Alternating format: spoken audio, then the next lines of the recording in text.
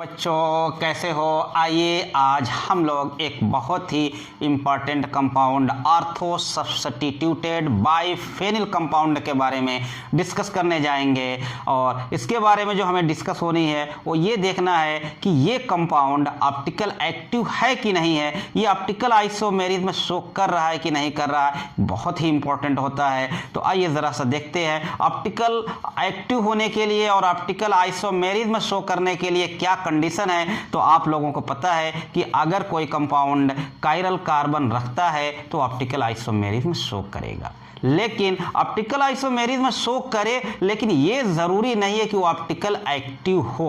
Optical active होने के लिए जो दो शर्तें हैं, जो दो कंडीशन है, एक तो होना चाहिए कि कंपाउंड के पास प्लेन ऑफ सिमेट्री न हो और इसी तरीके से सेंटर ऑफ सिमेट्री न हो। अगर सेंटर ऑफ सिमेट्री नहीं है या प्लेन ऑफ सिमेट्री नहीं है तब तो कंपाउंड आपका ऑप्टिकल एक्टिव होगा, वरना नहीं होगा। तो आइए इस ऑर्थो सब्स्टिट्यूटेड बाइफेनिल कंपाउंड को देखते हैं कि इनके पास सेंटर ऑफ सिमेट्री है कि नहीं या प्लेन ऑफ सिमेट्री है कि नहीं, कार्बन कायरल कार्बन है कि नहीं। तो सबसे पहली बात तो देखें कि ये आपका ये कार्बन को अगर हम लोग देखें तो इधर कार्बन अटैच, इसका मतलब क्या, कायरल कार्बन। आप जानते हो कि 4 डिफरेंट एटम या ग्रुप जब अटैच होंगे ए बी सी डी तभी तो ये कायरल कार्बन कहलाएगा। तो ऐसा यहां पे है नहीं, माने आप कहोगे ये जो बाइफेनिल कंपाउंड हैं इनके पास कोई कायरल कार्बन नहीं है, लेकिन फिर भी ये ऑप्टिकल एक्टिव कंपाउंड है। तो भाई इंपॉर्टेंट बात ना बच्चों,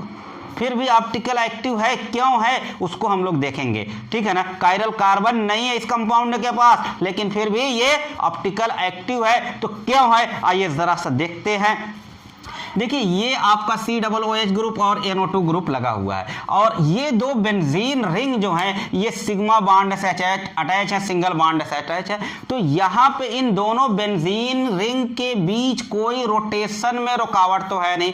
जैसे आपका कार्बन कार्बन डबल बॉन्ड हो जाता है तो वहां पे जो है पाई बॉन्ड की वजह से क्या हो जाता है, रेस्ट्रिक्टेड रोटेशन हो जाता है, लेकिन यहाँ तो सिग्मा बॉन्ड है। अगर देखिए इसको इस तरीके से हम लोग समझें कि यहाँ पे ये चलिए सिग्मा बॉन्ड और यहाँ पे मैं दो बेंजीन रिंग अटैच कर दूं तो ये क्या होगा कि एक फ्रीली क्या करेगी, बेंजीन रिंग क्या करेंगी, रोटेट कर सकती हैं। ठीक है बच्चों, ये बात तो क्लियर है। तो ये बेंजीन रिंग या ये बेंजीन रिंग फ्रीली रोटेट कर सकती है, ठीक है। तो अब आइए जरा सा देखिए कि ये एक बल्कि ग्रुप अटैच यहाँ पे है, यहाँ पे बल्कि ग्रुप अटैच है। इन ग्रुप के अटैचमेंट की वजह से यहाँ पे क्या होगा, रिपल्सन होगा और उस रिपल्सन की वजह से जो ये बेंजीन रिंग आपकी है ये क्या करेगी, अगर इसको ये रिपल करेगा तो ये क्या करेगी, ऐसे नहीं रहेगी, इस प्लेन में नहीं रहेगी, बल्कि क्या हो जाएगी, देखो बच्चों इस तरीके से क्या होगी, रोटेट कर जाएगी। इसको यूं समझिए, ये आपकी बेंजीन रिंग अटैच है, यहाँ पे देखिए एक COOH ग्रुप अटैच है, यहाँ पे NO2 ग्रुप अटैच है। तो जब यहाँ पे रिपल्सन होगा तो ये इस तरीके से रोटेट कर जाएगी। तो देखिए एक बेंजीन रिंग इस प्लेन में आ गई, दूसरी बेंजीन रिंग इस प्लेन में आ गई, ठीक है। अब बताइए इनको दो इक्वल पार्ट में डिवाइड आप कर सकते हो, नहीं कर सकते, ठीक है। ऐसे तो ये आप कहोगे no plane of symmetry, no plane of symmetry, no plane of symmetry, ये हो गया। अच्छा दूसरी बात देखिए, अगर ऐसे हम लोग देखें यहाँ पे दो इक्वल डिस्टेंस पे सेम ग्रुप है, सेंटर से ये लाइन जा रही है, ये देखिए आप कहोगे कि यहाँ पे प्लेन ऑफ सिमेट्री है, नहीं बच्चों, प्लेन सॉरी ये सेंटर ऑफ सिमेट्री है, सेंटर ऑफ सिमेट्री यहाँ पे नहीं है। ऐसे तो आपको दिख रहा है बिल्कुल सेंटर से जा रही है और दो इक्वल पार्ट हो रहे, लेकिन नहीं। जैसा कि मैंने कहा ये आपका एक बेंजीन रिंग है, दूसरा यहाँ पे सिग्मा बॉन्ड से ये अटैच है, इसके रिपल्सन की वजह से क्या हुआ, ये रोटेट करके इस तरीके से आ गई।